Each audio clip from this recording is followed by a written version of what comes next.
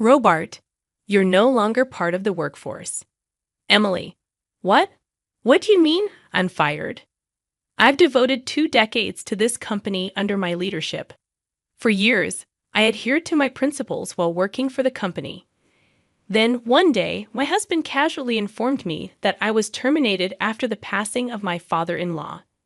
Supposedly, this decision was made because Catherine would be taking charge. I protested, pointing out that even if Catherine assumed control, the company still required someone to manage accounting. Shockingly, I learned that Catherine's boyfriend was set to handle that role, rendering me obsolete. In disbelief, I questioned the rationale. While I grappled with the news, Catherine arrogantly asserted that I should know my place, especially considering my perceived arrogance as an outsider. With a mocking tone, she added that I should enjoy my newfound jobless life. Upon Catherine's return, I not only felt excluded as a family member, but also unappreciated for the 2 decades I dedicated to the company. My father-in-law, though not one to openly praise, would adopt my suggestions if he believed they benefited the company. However, with Catherine considering me an enemy, I doubted the same would happen under her leadership. I realized I no longer felt attached to the company. Resigned to the situation, I wished Robert and the others success in ensuring the company's survival before deciding to part ways. My name is Emily. I excelled at managing finances, pursued accounting in college, and secured a position as an accountant at a major company. It was during my tenure that I crossed paths with Robert, who happened to be younger than me. We first crossed paths at a bar, and Robert shared that he was assisting with his parents' recycling business. Unlike my career-focused colleagues, talking to Robert, who appeared a bit indecisive, offered a refreshing change. As we spent more time together, Robert and I started going out for drinks, and he began opening up about his family. He particularly highlighted his assertive sister, Catherine, who aimed for nothing less than being the best. Despite studying business in college, Catherine chose to work at a regular company, distancing herself from the family recycling business. She dismissed it as too plain and unimpressive to share with her friends, finding the business beneath her. Although Robert occasionally sounded exasperated when discussing Catherine's independent nature, it was evident that he cared deeply for her. As we exchanged stories about our families, our bond grew stronger. After dating for a while, Robert proposed to me. Unable to imagine being apart from him, I promptly accepted. However, he had a request for our future together. Emily, once we're married, I want you to quit your current job and help with the family business, the recycling business. My mother has been managing the accounting, but she hasn't really studied for it. You're an expert in that area, right? I want you to handle our finances. Feeling a bit fatigued from my job at a large company, the idea of contributing to a family-run business seemed appealing. I made the decision to leave my position at the major company as soon as we tied the knot. I started my role as an accountant in Robert's father's company. And upon reviewing the financial records, I discovered numerous errors made by my mother-in-law, who lacked formal training in accounting. Determined to rectify the situation, I began cleaning up the records and undertaking a comprehensive overhaul of the company's finances. As I delved deeper, I gained a thorough understanding of the recycling business, identifying opportunities to cut costs and enhance sales. Eager to discuss my cost-cutting and business plans, I approached Robert with my proposals. After quickly reviewing the materials I had prepared, he gave his approval. Robert, I have something I want to discuss with you, I began. With this business plan, our sales should increase. I'll let Dad and Mom know about it too. My proposal was adopted, and I threw myself into implementing the cost cuts and the new business plan, often sacrificing sleep for the sake of the company. Thanks to these efforts, the company's performance steadily improved, allowing us to hire new employees. As the company thrived, the local community began to take notice. Actively engaging with the community, our business transformed into a community-based store. Time flew by, and before I realized it, 2 decades had passed since I first joined the company. Throughout this period, the employees and locals grew fond of me. Despite my dedicated efforts for the company, it seemed that both Robert and my in-laws took my commitment for granted. A local lady, who lived nearby, expressed her concern, asking if I was working too hard and getting enough days off. Robert dismissed her worry, stating that I was passionate about my work and didn't have any significant hobbies, making a day off unnecessary. I've known about this company since the time of Robert's parents, but its growth is thanks to Emily, right? You should at least give her a big bonus, the local lady suggested, to which Robert replied, "She's my wife, so she doesn't need a bonus. Living off the company's money is more than enough." Despite the concerns raised by those around me, I found fulfillment in my job and the connections I built within the community. The lack of days off or bonuses didn't bother me. What did concern me, however, was Robert's increasing frequency of night outs. "Robert, you seem to be going out a lot lately at night. Where are you going?" I inquired one day. "I'm working, expanding my network." "If it's for business, can't you do it during the day? Stop nagging." "I have my way of doing things. You're just a mere accountant. You should just stay quiet," he retorted, growing more distant from home. Despite the tension, I assured him, "If there's any issue at work, please let me know." Yeah, got it," Robert responded, clearly annoyed, as he distanced himself further from home. One day, I received a phone call at home from a warehouse of one of our business partners. The caller informed me that something terrible had happened. Bob, my father-in-law, who had come to pick up goods, had suddenly collapsed and was rushed to the hospital. Due to the severity of his injury during the fall, my father-in-law passed away, leading to a somber period of mourning. Many from our business partners and the community attended the grand funeral. After a long absence, Catherine, who had moved out after securing a job, returned and was taken aback by the scale of the event. This company seemed like it could go under any time. When did it grow so big? She wondered aloud. It's all thanks to Emily. She turned the company around, increased the profit margin, and expanded the business. When profits increased, she suggested redistributing it to us, boosting our morale.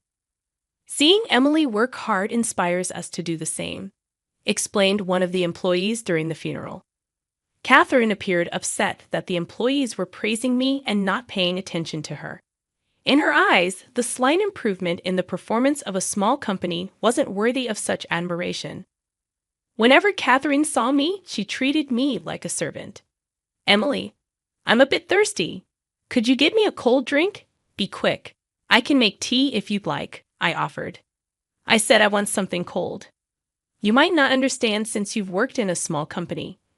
But in big companies, the boss's word is absolute." "I don't think you are my boss, though. Don't nitpick in our family hierarchy. I am above you," she condescendingly remarked. After the funeral, Catherine called Robert and my mother-in-law into a room. "Robert, Mom, I'd like to discuss our future as a family. Please come," she declared. Glancing coldly at me, who was standing next to Robert, she added, "This is a family discussion, so Emily, you're not welcome." Stunned, I watched as Catherine led Robert and her mother into another room, leaving me on the sidelines. An hour later, Robert casually informed me that he had decided to hand over the company to his sister, Catherine. Shocked and confused, I inquired about the family discussion's outcome, only to learn that it revolved around selecting the new head of the company after their father's passing. Robert, not assertive enough for the top role, and their mother, who preferred not to be at the forefront, reluctantly accepted Catherine's offer to become the CEO.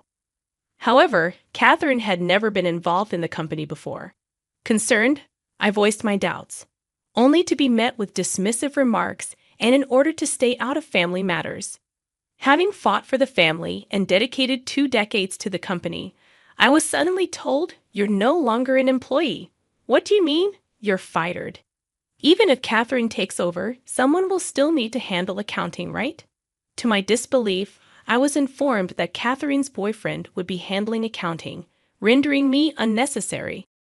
Catherine returned, treating me not only as an outsider in the family, but also diminishing my 2 decades of dedication to the company as if it meant nothing. My job was taken away, and the struggles and efforts felt utterly worthless. Despite my father-in-law never openly praising me, he always acknowledged the benefit of my suggestions for the company. With Catherine, who viewed me as an enemy, at the helm, I knew things wouldn't be the same. Feeling no attachment to the company anymore, I decided to part ways. Okay then, good luck with the business, I said to Robert before starting a new chapter of my life at home after seeing him off.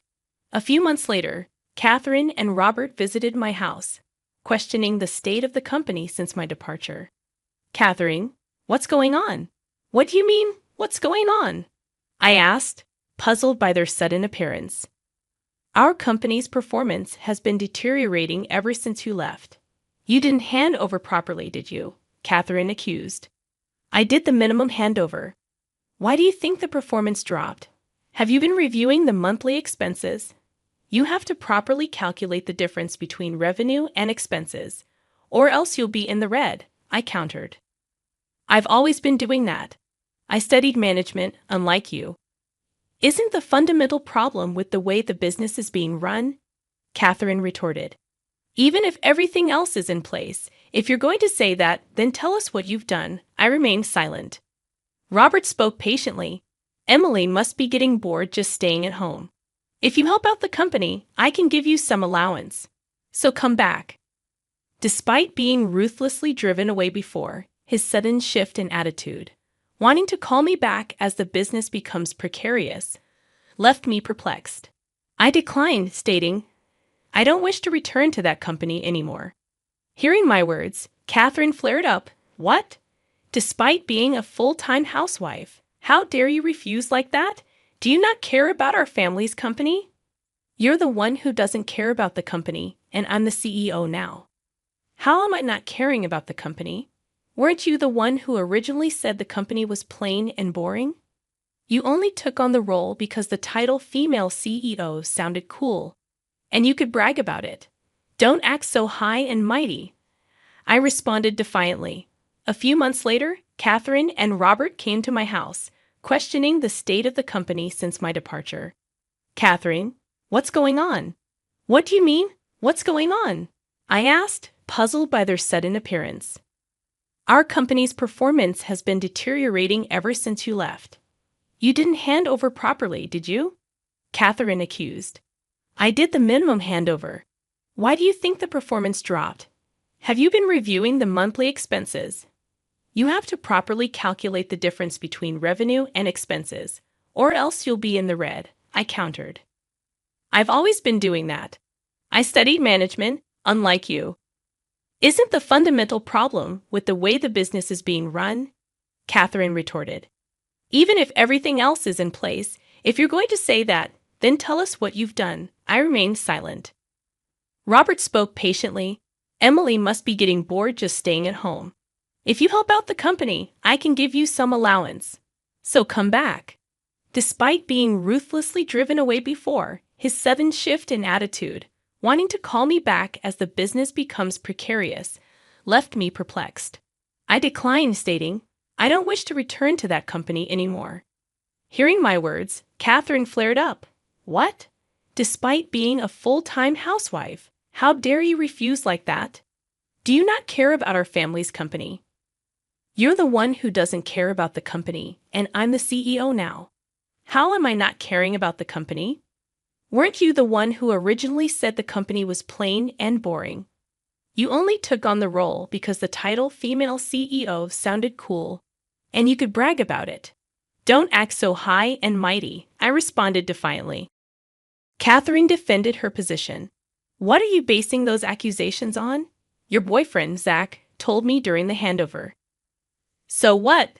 No matter the reason, I saved the company when there was no successor, Catherine asserted. I believe the current downturn is due to you, Catherine. What do you mean? While I'm at home during the day, I often hear gossip from the regular customers from the neighborhood. They've seen you with Zach out shopping and even traveling during work hours. That was for business trips, Catherine explained. In the 20 years I worked there, I never once saw an accountant go on a business trip. Can you tell me specifically which clients you were meeting with? I questioned. Why should I tell you? You don't work for us. Your boyfriend, Zach, is quite talkative. During the handover, he boasted about how he could travel and shop using the company's money now that his girlfriend is the CEO. I revealed.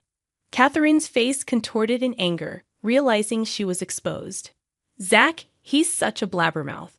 Employees won't follow a CEO who appoints her boyfriend as the accountant and misuses the company's funds. Isn't the problem with the actions of you and your boyfriend? I glared at Catherine. Catherine, is this true? If it is, it's embezzlement. It's not like that. She's just making things up, Catherine retorted. Then let's see the books, I suggested. Zach seemed to lack knowledge in accounting, so he probably wouldn't know how to cover things up. I was confident that there was evidence of misuse. Catherine turned pale at the suggestion, and seeing her reaction, Robert started accusing her. Making you the CEO was a mistake. I'll report this to Mother and have you dismissed. No, I'm sorry. I was wrong. Please forgive me, Catherine pleaded, leaving in disgrace. Robert turned to me desperately. Emily, we need your help to save the company. Please come back. Like I said before, I have no intention of going back, I firmly stated. But don't we have a marriage?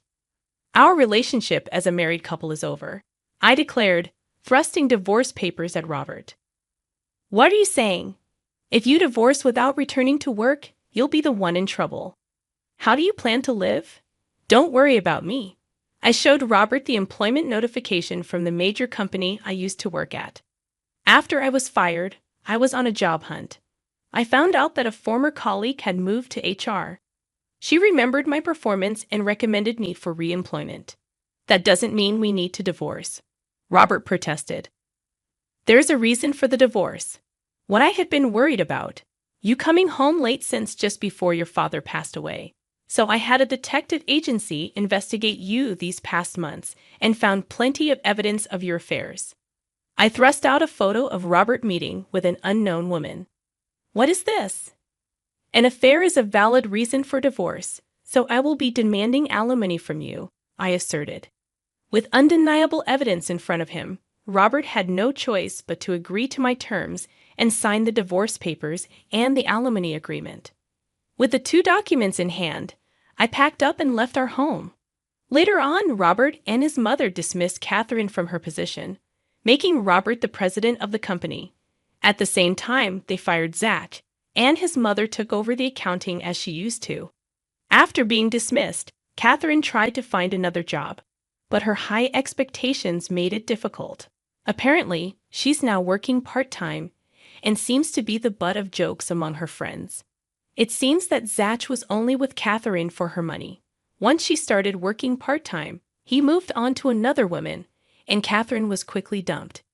With Robert, who lacked leadership skills, and his mother, who had no knowledge in accounting, in charge, the company's performance only declined. Employees started to leave, and the company eventually went bankrupt. Robert and his mother were drowned in debt. I heard Robert's mistress disappeared when she found out Robert was out of money. Robert, who had never worked for a company, could only find part-time jobs and struggled to pay off his debts. He even had to take care of his aging mother, who couldn't work even part-time, leading a difficult life. On the other hand, I regained my old skills and in working competently at the major company. My former colleagues appreciate my return, and I am rightfully rewarded for my hard work. Being recognized and valued for my efforts, I've come to realize once again that the best place for me is where I'm needed. I vow to continue to work hard to meet the expectations of those around me.